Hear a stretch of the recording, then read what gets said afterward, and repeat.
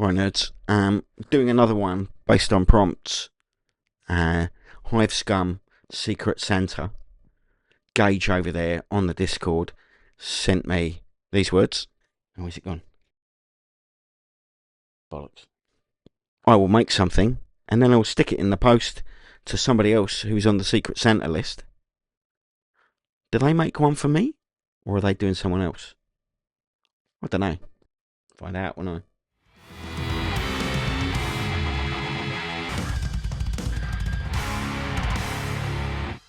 Yes, I'm on the sofa because my back's really bad and I've got a hot water bottle back there. Still a voiceover. So it's the Secret Santa Hive Scum. So I drew, or drawn for me, were the Whimsy, Swamp, Shrine and a Toad. Yeah, so I'm thinking I'm going to pop it on this big old base, walk a troll who's carrying his Toad mate past a shrine.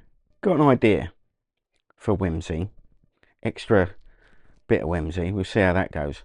But yeah, this is the troll kit from Games Workshop, really cute. Wanted an excuse to get this, build one of them for this, and two I'll keep in my back pocket for something else interesting. Nothing really to say as I clip this off, just that hold on to the bit you want to keep and trim away. You know, you keep that bit in your hand, the sprue won't fly off. So I'll just smash through the rest of it, making choices as I go. One of the choice, I don't want a big dwarven head. Seems a bit of a waste, might go on a bit of terrain. Also a bit of the waste because this is crystals, but it was the best option, I think. They're rather cool, but it makes for a nice start on a rock. Like almost like he's carrying a sink over his head, like some twat rocking up at Twitter just after he's bought it. So yeah, just marking out with a marker there, not a Sharpie, nothing permanent, because they've got chemicals in them that your paint won't like to stick to. But that was just so that I've got something to trace round as I go round with the clippers. I just tack that with a couple of tiny little spots of plastic glue. A lot of this stuff I'll just do a couple of little tacks just in case something happens where I want to go back. Definitely happy with where I've gotten to. I'll glue it up properly. So here we are with, you know, I'm happy with the arms holding the rock. I've clamped one of the hands to the rock temporarily so that so the other arm can set up, the glue can set up. I was happy with the lower torso, the belly, so I glued that on. Now that that's all glued up, I can let go of the clip onto the choices of the heads. So many options, some real characters there. Off camera, just because I was over at a mate's place, we had a bit of cork. I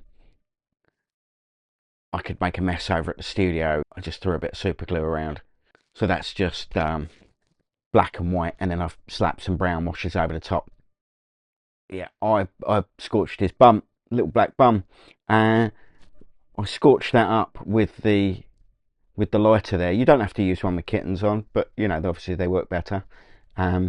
Just so that I could curl that loincloth back a bit so it looks like the flow of the water is dragging it back behind him. A little bit of a sand, just to get that nice and flat, using a base, hexagonal of course, the gentleman's choice. It's science fiction, it is old school, it is both. So I chose the face, glued that on. Here's a little trick, just in case you haven't seen me do this before. The sprue glue, which is just glue with sprue in it, like you might have suspected.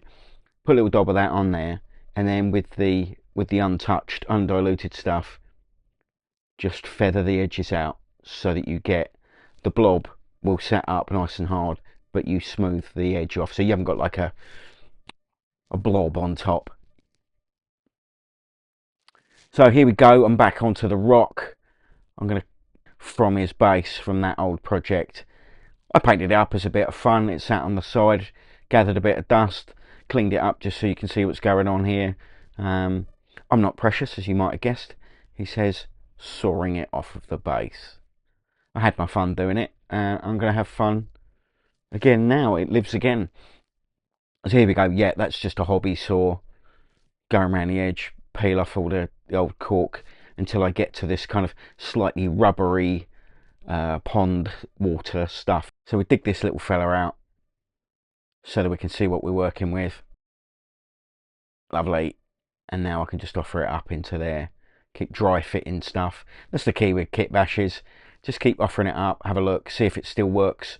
What you've got in your mind's eye still lines up in the plastic, in the resin, in the cork, in the bicarb. So yeah, I'm happy with that. And I've taken that hand off just because it's going to be easier to get in behind the rock. I've put the head on because I'm happy with that. The rock's not going to change, so that's staying there. So I'm using again the sprue goo around that big old seam that you saw around his neck, and then blending it out with the thinner stuff. Trim off this crown. This is Trent miscast. It's one of his ones that swapped, and I've swapped, but I painted it up at one point. So here we go again. Nothing's precious. Chop it off. It's, you can see it's resin, so it came off quite easily. Chop, chop, chop. Making a little flat spot on the back of his head. Resin on resin. Just scratching it up so there's a nice key for the glue to get hold of. And there he goes. He is the king of toads. That's why he's been carried, you see. The thumb on this one, if that rock's going to come back further, I'm going to make a cut in the underside of it so that it can bend back further. And then again, with the sprue goo, I can fill the gap and smooth it out. So you can see I just trimmed away some of the rock, cut the thumb, bent it back. It stayed on there for a minute. It stayed on there for a minute and then it snapped off. But it's fine. I didn't lose it. I'm doing it over the desk. And I've got my apron on, so worst comes to worst, it will, if it comes off the desk, it lands on the apron and catches it. If it goes on the carpet, good luck. There it goes. Broke it off. A little bit of glue on both sides. It just softens up the glue, the chemical in that, erodes both bits of the plastic, so then when you put them together, that's soft, they stick together like contact adhesive. So both melted sides will stick together that little bit quicker. So here we go, got my little Tamiya double action tweezers and sit there like a wally for a few seconds. So yeah, fairly happy with that angle. Set it off to one side. I've glued the little fella in there. Nothing too spectacular. Squirt some super glue, sprinkle in some bicarb. So just looking at that again, I'm like, the rock wants to be a bit wider. Let's cut onto the inside of that elbow, make a little relief, so that I'm not trying to stretch this material here. I can bend that over and then again sprue goo, smooth it out. Worst comes to worst, I can always use a bit of green stuff. It's only a slight movement. If it were really long, I might have shaved down the bicep and flatten it off, you know. Yeah, so now that that's done, just drilling a little pin into the arm and into the wrist.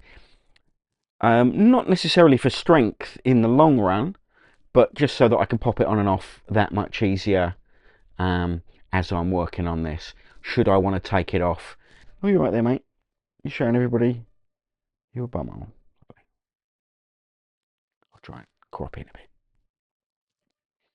Yeah, didn't like that little bit on the hand there. It betrayed the movement, so didn't really suit the flow of it, so I lopped that off. If you're ever worried about lining things up, put a little bit of paint on it. You got any paint? Probably have. So a little bit of paint on each of the pins, so I can then much easier drill through that. So I had a little poke around and got rid of some of the grit, so it doesn't blunt the drill bit, and then drill through there. Again, not necessarily for the strength long run, but so I can plug it in and out and carry on working. As you'll see, he's going to be stuck in there quite well when we get to this, because there's again fucking around so you can find out, using some clear resin, the UV resin that you activate with a torch, like some people get on their nails, right? So here we go. This is the Tamiya putty. I'm going to mix that up, but before I do, I thought I'd slap some proper colours on the earth. while something's setting up, while glue is drying, while the plastic glue's setting, jump around different elements of the piece. Do the bits you know you're going to do. So this is definitely going to have grey rocks. Definitely going to have some mouldy, mossy, gross swamp bank there. Definitely going to want to paint in those little bits of cork that were naked on the back. So, you know, I just slapped on a bit of paint, and that can dry, and then I can jump onto the next thing. Yeah, those are paintbrush bristles. Shitty old paintbrushes. Cut a couple of those off. They make really nice long grass next to those tufts for a bit of variety and height. I've not used this stuff before. This is the Tamiya putty. You got to keep your fingers moist, so I use it's a bit of sponge, packing sponge from Toys probably. So that's just wet and it sits in a little blister pack thing. Probably the glue. Did I get glue? I got something in that. Tufts probably. You just sponge your fingers onto that, keep them moist. It's just a little bit safer than dipping your hand in and out hundreds of times into a little pot of water. You knock it over. You can't knock over a damp sponge, you know. So here's a bit of cork, the same bit of cork that I did the base with. Where I broke the edge, it's got a nice rough texture. So I'm just stamping on some of that to give me an overall, and then going in with a nice shiny, well polished metal tool to put in some rock and structure and fault lines. Just flowing with it. What does a rock look like? Look at the other bits of rock that are around it and mimic those. Quite a lot of working time on this. I think it was like 12 hours. Now, sculpting the water, little splashes there with the leftover putty. I just made loads more rocks, and didn't know how much I was going to use, how big the rock would go, but I sculpted the water because I'm going to cast from that. And what you can see there is I'm just leaning it at the angle so that those pieces can hang nice and straight. If I tried to stand it up, they're going to sag and bend. I want it to look like it's freshly splashing out. Again, a little bit of dynamism. The technique on the rock, I just rubbed the little dwarven guy there on it for some sharp detail, and then with that smoothing metal tool, polished it over like the water had flowed past it for tens of hundreds, thousands of years. Again, just painting in those rocks while that putty sets up. Yeah, that's my I haven't got those little silicone fidget toys. I've got Imodium because I'm an old man with heartburn. And yeah, there you go. Just in time, the torch that I broke, the old one, arrived, and the UV resin. So this is this is just nail art resin, and I like this particular torch because you can just plug it into your USB and it charges up the battery. This is an old bit of resin gate, but you see the resin set up really weirdly, and it's got loads of bubbles in it. I used to use it for rolling texture onto things, but it's a little bit big, so I don't use it very often. But I thought it made a really nice rock. The little hole in it is kind of, lots of shrines and things have these holes where people sit things. So that's where I stuck a Nurgling.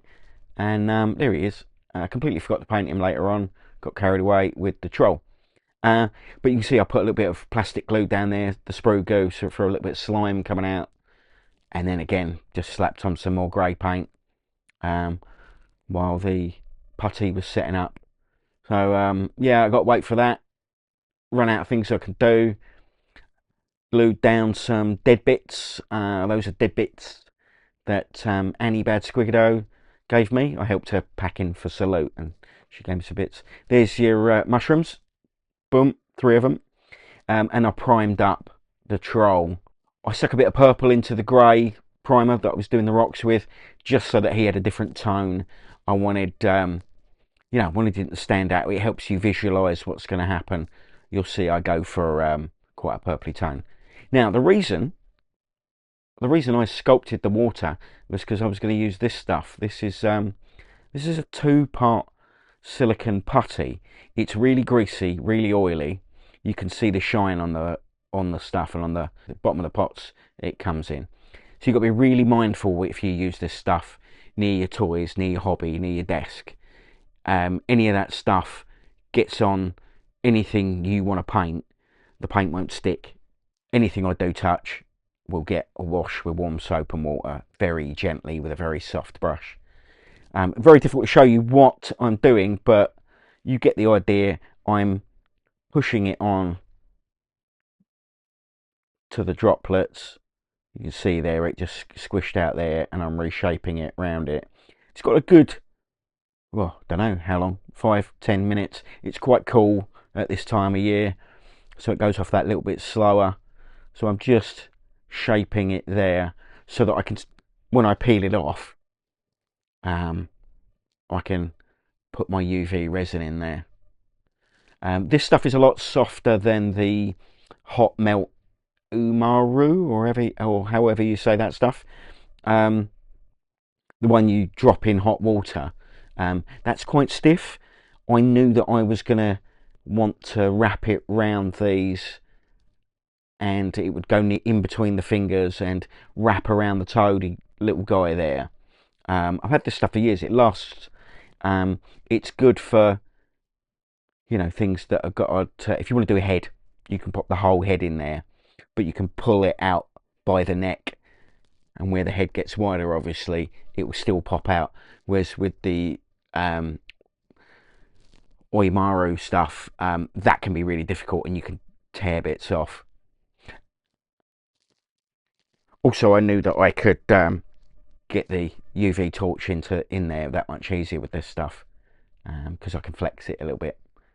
So there we go. A few minutes later, a cup of tea, came back, and you see how much it stretches. It's like a soft eraser rubber, and there it goes. Did I snap it all off? No, I didn't. I think I might have broken a bit off at some point, but that's not a problem, because I am going to break it off now from the model. That will go away, and then I will cast up replacement pieces in clear resin. Now you see the madness of my method. Oh look, I just broke a bit off.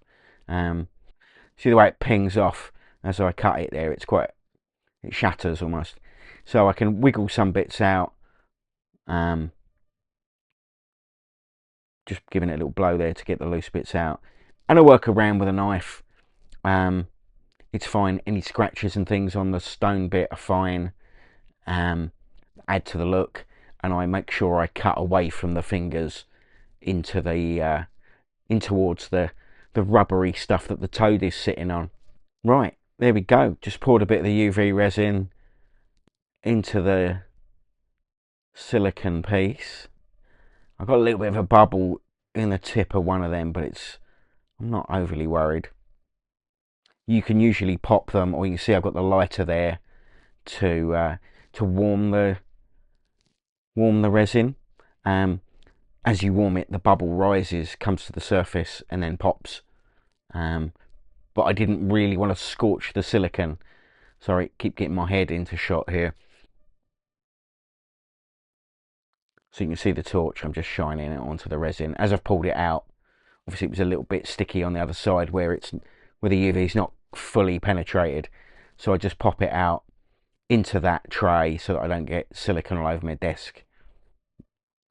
That's the lights off. You can just see it glowing up, and you can see all the little bits of fluorescent paint I've splattered about over the years.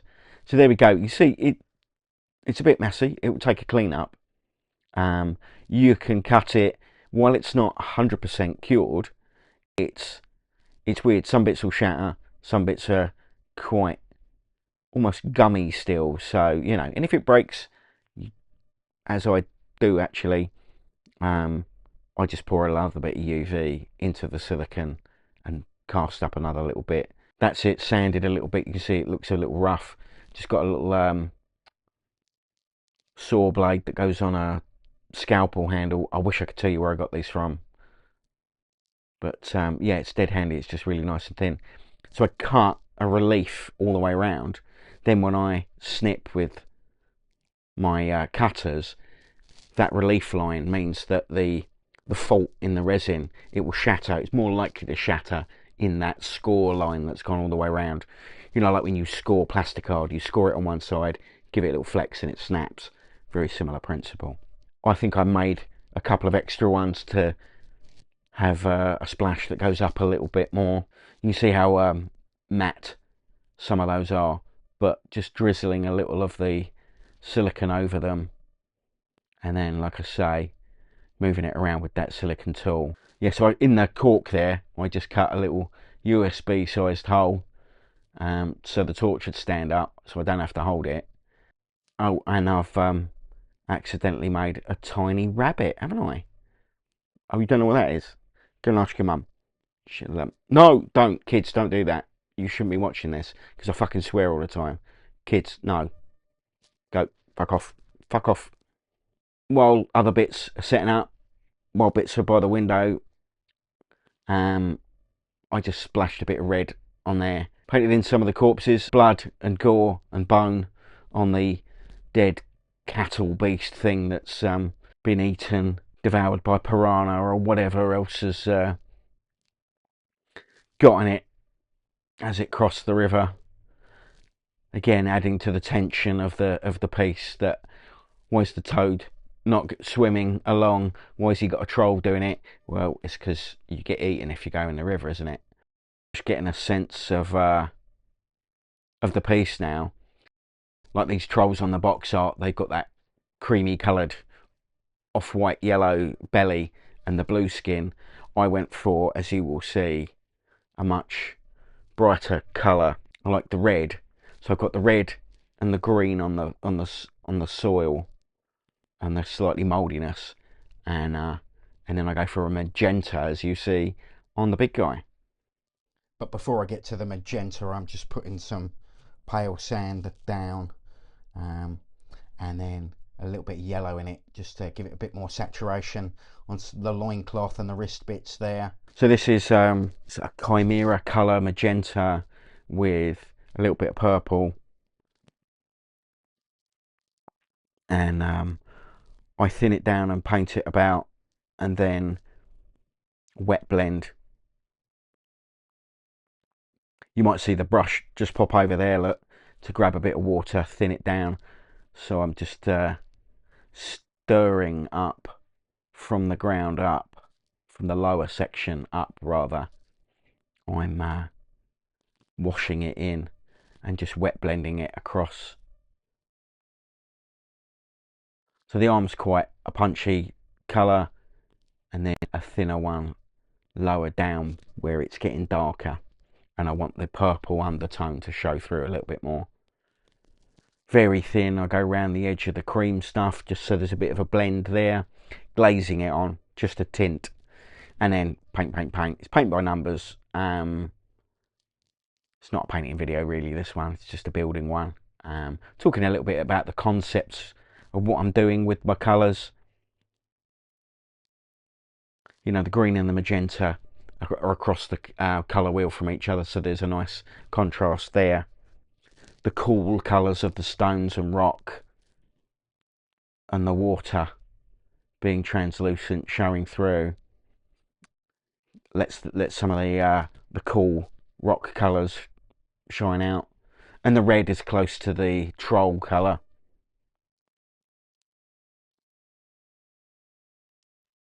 There we go. You can see, just thinning it out there, how it looks nice on those rocky protrusions on the troll. Now, this stuff I'd not used on camera before. I'd done a tiny bit on the Klansman's severed arm, didn't I? But I don't think I really talked about it. It's really gloopy. It's like Yoo-hoo glue with a red colour to it, and similar to the way I did the water, you kind of really got to think about how you pour this. It's got like a real string to it. If you've ever used like a hot glue gun and you get that string behind it, that's why I've got some on one tool there, and then the other piece is to stir it down, and also to, as you see here, just get rid of that little tail behind it so you don't drag it everywhere and get it caught in the grass and things. Look at the direction you're going. Some of those little ones there I'll trim off later, and it's really easy to get rid of because it's flammable. Don't do that too close to your camera. Again, you shouldn't be here, kids, if you're playing with fire. If you're not allowed to be near lighters. This is big boy stuff. So super glued that guy down finally. Just looking at the angle, quite like that. Smashing. But I wanted a little bit more depth in the tones on the troll, so I've got the blue contrast paint out, and I put a tiny bit in the center, wet the brush, and then I'll wet blend out from the deepest part outwards. So that's the dark bit, and then just with the wet brush blending it out, going really low on the knee because it's going to be darker there. Now I'm being conscious of how I paint this so that, you know, we're going to put a clear resin on this, so you kind of might want to exaggerate the colours a little bit more under the waterline. Again, I'm not 100% on how deep the waterline's going to go. Do I want to do multiple layers? Do I want to just have a thin layer, make it look like the mud's quite thick? So here we go. I get that blue all over, and then right at the end there, I just get a very big soft brush that's damp and just mop it off the tops where I caught some of the rocky bits a bit more. It's a bit shiny, you can't see what's going on there, but as it dries, you get a better sense of what's going on in the depths. There we go. Quick wipe up with a cloth. No, use your hand, whatever. I'm a scumbag. I rub it on my apron, don't I? So this is the UV going on. Again, quite thick.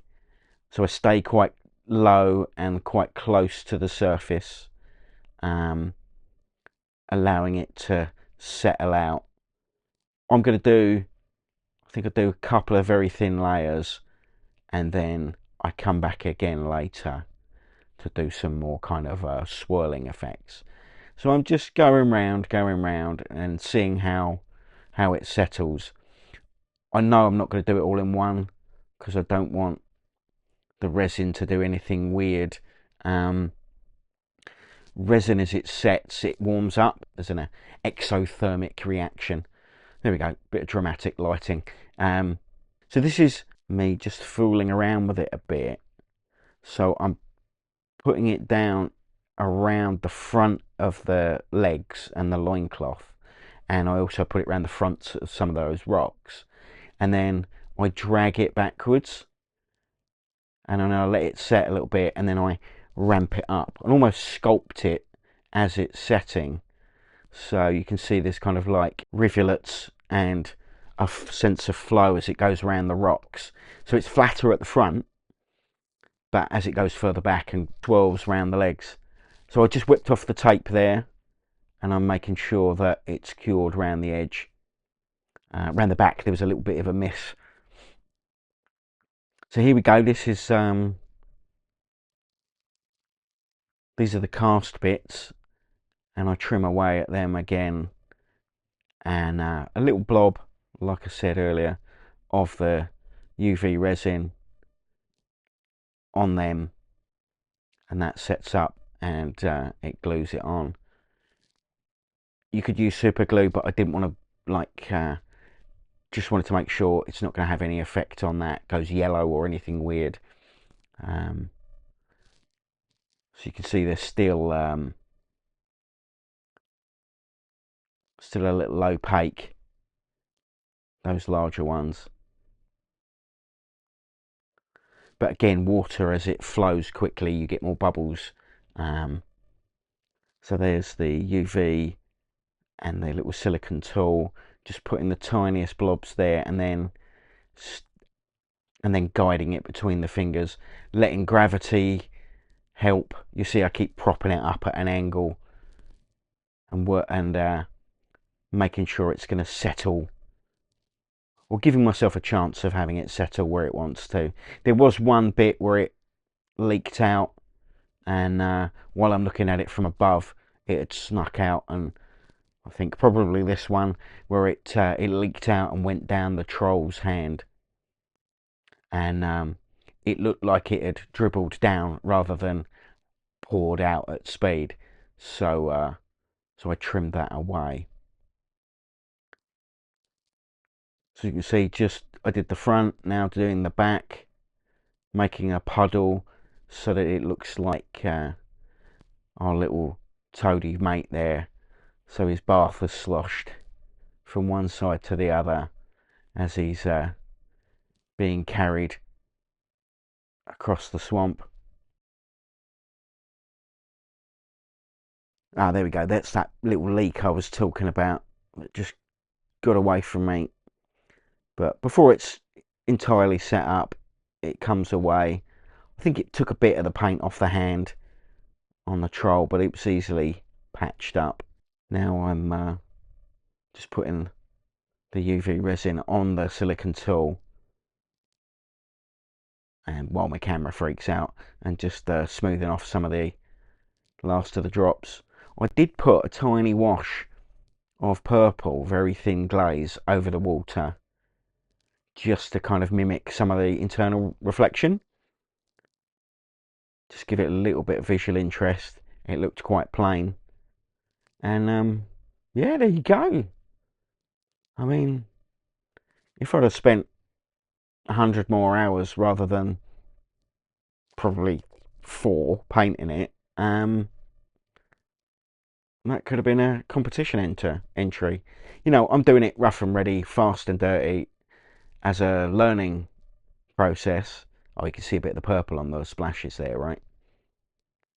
Nice and dynamic. You can see the way the water flows round the legs, and then you can see the little guy there that I didn't paint.